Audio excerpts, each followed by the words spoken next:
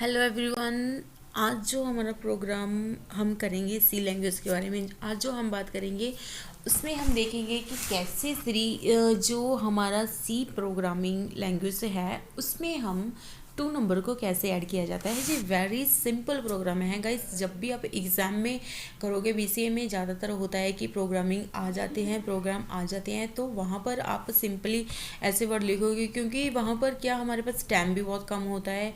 तो अगर आपसे पूछा जाता है सिर्फ 2 नंबर ऐड है ना, मतलब 2 नंबर ऐड का प्रोग्राम अगर आपसे बोला जाता है करने के लिए तो सिंपली आप करो, इतना करोगे। इससे क्या होगा कि सभी कुछ मतलब आपको ज़्यादा नहीं टाइम भी नहीं लगेगा और आपका प्रॉपर प्रोग्राम भी सही होगा और रन भी होगा। ठीक है, तो सबसे पहले मैं आपको बता दूं, सबसे पहले जो हम सी प्रोग्रामिंग लैंग्वेज में हेडर फाइल यूज़ करते हैं studio.h एंड conio.h। ओके, और उसके बाद हम क्या करते हैं, वॉइड मेन यूज़ करते हैं इसमें। यहाँ से हम क्या करेंगे, स्टार्ट हमारा जो भी हम प्रोग्राम करते हैं वो वॉइड मेन के नीचे करली ब्रैकेट के बीच, ठीक है, सभी प्रोग्राम की जो फंक्शन रिक्वायरमेंट वैल्यू गिवन करते हैं वो सभी इनपुट आउटपुट कहाँ पर लिखी जाती है, वॉइड मेन की जो बॉडी होती है वहाँ पर। ठीक है, ये बात अच्छे से आप याद रखना, ये चीज़ ठीक है, बॉडी में लिखा जाता है। तो सबसे पहले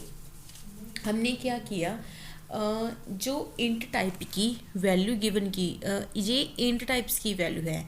हमें कैसे पता चला कि ये इंट टाइप है, फ्लोट है, करैक्टर है। एक चीज़ और, इंट क्या है, एक डेटा टाइप है।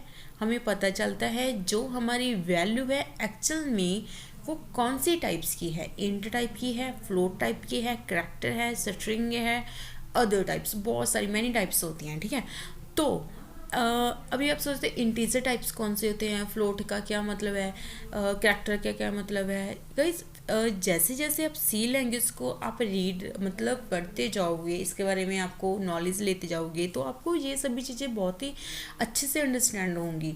आप मेरी पिछली वीडियो देखोगे आपको थोड़ा सा और अच्छे से अंडरस्टैंड होगा। मैं आपको बता दूं, जैसे कि ये सिंपल 5 6 7 मतलब सिंपल होते हैं, जैसे कि सिंपल वैल्यूज़ होती है उसको हम इंटीजर बोलते हैं। जैसे 0 से लेकर अप टू जितनी भी काउंटिंग होती है, ठीक है, वो सिंपल होती है। लेकिन अगर यहाँ पर मैं कुछ पॉइंट में लिख दूँ 2.4 है ना, सॉरी 5.2 एंड 6.4, तो ये वाली वैल्यू ये कौन सी वैल्यू होती है, फ्लोट वैल्यू होती है कंप्यूटर लैंग्वेज में। ठीक है, अगर देखा जाए तो सिर्फ और सी, अगर मैं बात करूँ सी की, तो वो कौन सी वैल्यू होगी, करैक्टर की। लेकिन सी को ऐसे सिंपल 1 कोमे में मतलब इसको जब लिखा जाता है तो ऐसे लिखते हैं। ठीक है, तो कोई बात नहीं, जो करैक्टर के जो प्रोग्राम है करैक्टर का उसके बारे में भी हम बात करेंगे। लेकिन फिलहाल मैं अभी आपको सिर्फ इंटीजर डेटा टाइप वो कैसे यूज़ करते हैं, उसकी जो वैल्यू है वो कैसे लेते हैं, ठीक है, उसके बारे में बात करते हैं। हमने क्या किया, ए को इजिकल टू 5 कर दिया, बी को हमने 6 वैल्यू दे दी। तो अब हम क्या करेंगे, इन दोनों को ऐड करना है। ऐड करने के बाद क्या होगा, ठीक है, ये दोनों वैल्यू, ए के पास कितना है 5, बी के पास कितना है 6, दोनों को ऐड किया, कितना हो गया 11 अभी ऐड होकर कहाँ पर आएगा, सी के पास। ठीक है, सी को हमने क्या कर दिया, प्रिंट का मतलब क्या होता है, प्रिंट करवा दिया। ठीक है, सी के पास अभी कितनी वैल्यू है 11, तो 11 क्या हो जाएगा हमारे पास, प्रिंट हो जाएगा। उसके बाद हमने गेट ch लगाया और हमारा जो प्रोग्राम था उसे क्लोज कर दिया। अभी हम क्या करेंगे, प्रोग्राम को रन करेंगे। रन कैसे करते हैं, कंट्रोल F9, ठीक है, प्रेस करेंगे। जो हमारा आंसर था वो आप लोगों के सामने भी है और मेरे सामने भी है। ठीक है, तो गाइस जो प्रोग्राम होते हैं, और ब्लैक स्क्रीन से मैं ब्लू स्क्रीन पर कैसे ही हमारे प्रोग्राम में कैसे आप क्या करोगे, अल्ट एक्स को प्रेस करोगे। ठीक है, दोनों बटन जो एक साथ प्रेस करोगे तो आप बैक अपनी स्क्रीन पर आ जाओगे। ठीक है, अगर हम इससे भी बाहर जाना चाहते हैं तो भी हम अल्ट एक्स जो बटन है वो दबाएंगे और इससे बैक चले जाएंगे। ठीक है, तो गाइस ये सिंपल था हमारा प्रोग्राम। एक चीज़ और, अगर आप वैल्यू गिवन नहीं करना चाहते, ऐसे वाला प्रोग्राम सिंपल बनाना चाहते हैं जो आपको अच्छा लगे, ठीक है, मैं तो ज़्यादातर क्या करती थी, एग्ज़ाम में हमारे पास टाइम कम होता था तो हम पहले ही यहाँ पर जो वैल्यू गिवन है वो मैं इसको दे देती। ठीक है, एक चीज़ और, अगर हमारे पास वैल्यू नहीं है तो हम स्कैनफ यूज़ करते हैं। ठीक है, कंट्रोल डी, मॉड्यूल डी, तो एंड ए एंड बी, ठीक है। तो हम प्रोग्राम को ऐसे लिखेंगे। अगर वैल्यू बाद में, अभी मैं क्या करूँगी, आपको रन कर दिखाती हूँ प्रोग्राम को, ओके। तब क्या होगा, सॉरी, फॉर एग्जांपल 8, एक बार और करती हूँ मैं, ओके।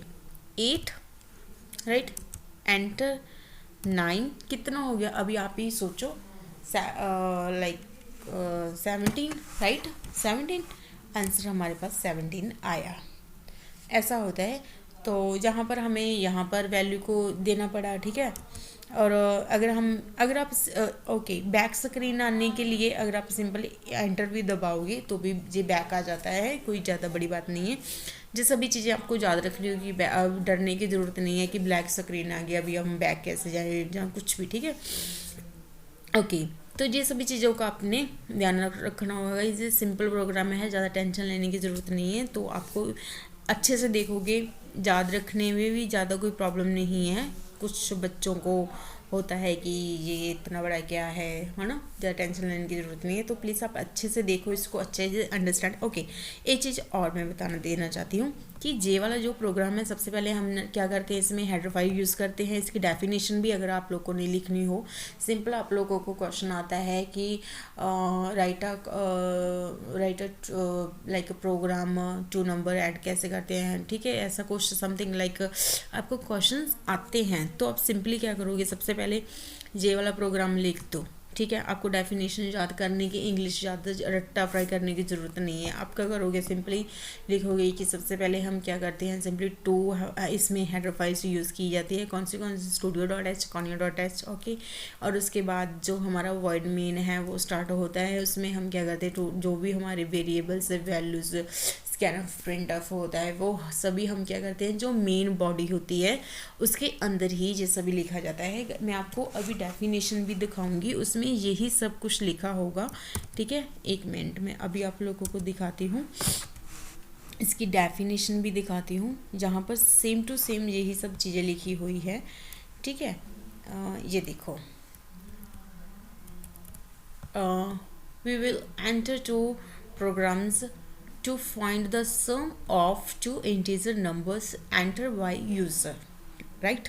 इंटीजर जो यूज़र होते हैं उसके द्वारा टू इंटीजर नंबर्स गिवन किए जाते हैं, एंटर किए जाते हैं। उसके बाद in the first program the user is asked to enter two numbers, right, and then program display the sum of this number. Yes, सबसे पहले क्या होता है, जो कंप्यूटर जो यूज़र होते हैं, ठीक है, उनसे टू नंबर्स लिए जाते हैं, ठीक है। उसके बाद जो इन दोनों का आंसर होता है उसे क्या किया जाता है, डिस्प्ले किया जाता है। In the second C program we are doing the something using user defined functions, ठीक है।